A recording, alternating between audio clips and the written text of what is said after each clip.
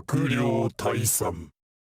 What you're watching is part 2 of an interview between me, the person who runs EWGF, the website, the owner of it, and then the content creator, Finn. All their links will be down below. Support them, donate, follow, subscribe. Hey, Finn, you play PC, right? Excuse me? You play PC? Yeah. Cedric, explain the widget concept to Finn and see if he'll like it. It'd be like a little overlay that would show up at the beginning of a match, and then you could just see like that person's like stats. You could see like characters they main and like what rank they were last season, that kind of thing. Like what they end the first season with, and like how many matches they've played. Just like general metadata that would give you like an idea of like who you're facing. Where would it pop? Like in the loading screen already? Yeah. Or It'll like, just show up like in the loading screen. Yeah. That would be cool. Yeah.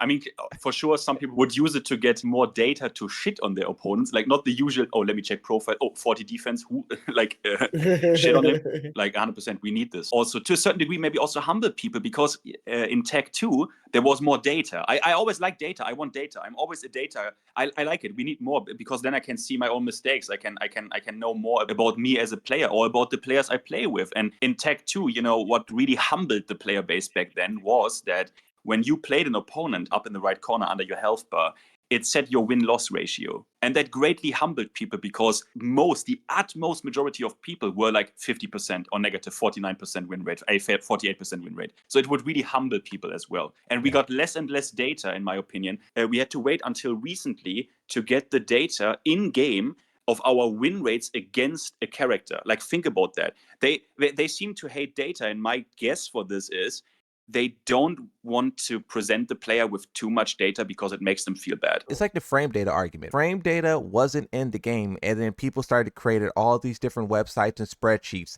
And now the people who know about those websites and spreadsheets have a advantage. And then now the guys who you're trying to protect you're hurting them. They're gonna lose harder. And it's the same thing with data. When people can see what characters are effective and matchups and player stats and all of this stuff, when they could go to a website for that, this is why Tekken 8 is slowly starting to add it into the game and do it. Because if you remember Tekken 7, Harada would always talk about how he has the data, but he would never want to release it. But now his hand is being forced because of great websites like this one. Yeah, as soon as you bring the games to PC, people will figure it out. I mean, in Tekken 7, it's because of guys like him that we know in Tekken 7, when Feng got buffed, he shot up like 20 places in the usage tier list. The number of player activity right now, like what kind of number is that? Are this like individual logins into the game off of like player ID? That's just individual, not logins. It's people who've played any game. If you've logged in and played a ranked game, a quick game, or a player match, or a group match, you get lumped into that statistic. Can it count the same person twice? Of that number? No, it's a unique internal ID. It's an ID that I created. You can't show up in the same list twice. It's only a unique ID. So if you log in at 12 a.m. and you log in again at 6 p.m., you're still going to show up as one person. I can say, for example, Moonsault said Fakum Ram during the Fakum Ram update, or that week, was it weekly or daily? What did you say, Moonsault? It's weekly. It shows daily, but it's going to be updated. It's weekly. Yeah, it's supposed to be daily, but it's showing weekly. So I can say during the week of like Fakum Ram launch, I can say 200,000 individual human beings, or maybe you can't obviously verify.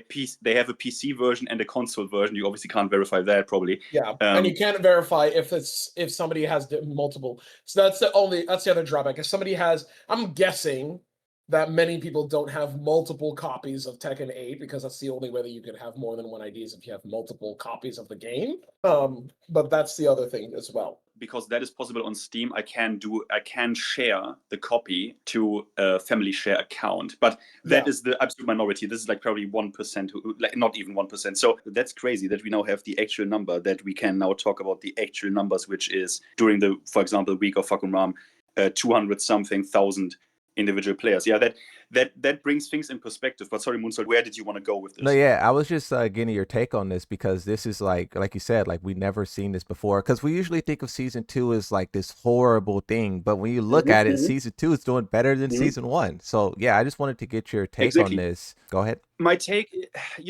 I always had this. I always was not a fan that suddenly in Tekken 8 we are focusing on player numbers to validate our or let's say I'm of the opinion that the game is shit, the game should fucking die. You know this opinion. I was never a fan when people took player numbers and said, see, the numbers are going down. I never was a fan of that because I always suspected, guys, we're making a human error here where we only have the Steam player numbers, which say, oh, we had a peak of 3,000 concurrent players daily. And the human brain is not able to abstract this data and to basically what his website did to show us how many individual players are or individual IDs are that actually in a day or in a week. And now we have that number and can really see, hey, it's like we are talking not only tens of thousands, we are actually talking hundreds of thousands. That is crazy. And I always suspected that. I was like, guys, you're underestimating this severely. You know this as well, Moonsault. You know how controversial the game still is, rightfully so. And you know that still a lot of people want to see it burn. And they take every data that support it's negative. It's like confirmation bias, right? They take the data that supports their argument. Because you know as well, Moonsault, in Tekken 7, we never had that. I never once heard someone in Tekken 7 say, game is bad, look at the Steam numbers. I never heard that. You know, it only happens with Tekken 8. Rightfully so. It rightfully happens. But I'm glad that we now have an actual a number like this. It's a number I always wanted to have. Like, I'm nice that you told me this. Like, it's a number I always wanted to see. Yeah. When I first posted this chart to Twitter, I got backlash. People was like, these numbers are fake. You know, you're just lying. doing this for clicks. And I was like, bro, like, this is a real number. But that's because it was so high. You know, when people look at Steam and they see, you know, 10 or like 8,000, wherever it's hovering at, PC is roughly a little bit over half of the player base. That's, you know, what Harada said probably like a year ago. We don't know where it's at now. But if we say PC's 8,000, PlayStation probably 8,000, Xbox probably 3,000. That's like 20-ish thousand. It doesn't make sense that that's the whole player base because we see, you know, content creators like Main Man and, you know, FDX, they pull in like 70,000 views, you know? Exactly. To assume Tekken's player count is like 20,000, but there's 70,000 people watching is like not real. It's much more exactly realistic that is 200,000 and then 70,000 viewers, right? But you know, people don't, you know how it is. You know, let's be real about this, right? You know that the people who really despise the game, and it is a significant number, they don't want to hear it. They don't want to hear it. They don't want to see it. And they don't want to accept it. And that is why you get on Twitter like fake news, the number has to be fake, but blah, blah, blah, blah, blah. They try to find excuses for it. Nah, the reality is, the game does probably pretty fucking well. I mean, you said it yourself, Moonsault. You had this piece of information that at a meeting of investors and shit, they said Tekken 8 is a bright spot in the fiscal calendar year. It is what it is.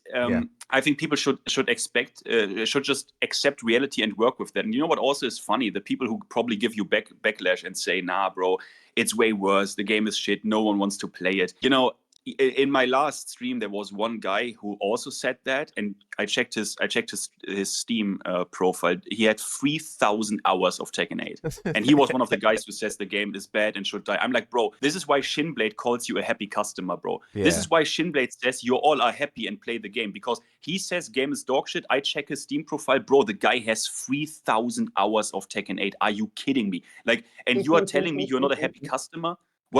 How ridiculous is it? You know it, Moonsault. The biggest haters of this game, they still play the game. And that's why I like changed the way that I speak about it, because I still am very against like Harang and whatnot, but I do try to give the game a lot of credit, like with Armor King, Fakaram. Like, they've been doing good so far with the past two characters, and I understand people are still not happy about balancing, but I think if the developers are smart, they'll do the best that they can with season 3. Season 2 was harsh, you know, with the new moves and stuff, but with the switch to season 2, the biggest issue was not communicating expectations correctly. You have a bunch of people saying like, oh yeah, hear you, we're doing this, we're going to make the game more defensively oriented because it's too mashy, it's too rundown. And they said they're going to do all this, and then Tekken Talk, and it's like the exact opposite of what they were going to say. Yeah. So I think that probably ended up incensing a lot more people than expected. And a lot of the fixes that they, were proposing as fixes didn't actually do anything. Like the health change, they're saying, yeah, we noticed that there's too much damage in the game, so we increase the amount of total health that you start with, but doing that inadvertently nerfs chip damage or like nerfs jabs and, you know, small Tekken, because now there's more health that you have to chip away from. Yeah. You know what I think happened there? I think that the people who work day to day on this game, they probably all had an agreement, like an idea, like, you know, more offense, more pressure. But then the leadership was probably looking at the backlash and say, oh, can we put in some defense here? Can we do this? That's probably where the health came in and whatnot. But this time around, the leadership is probably paying much closer attention to what they are trying to add into the game.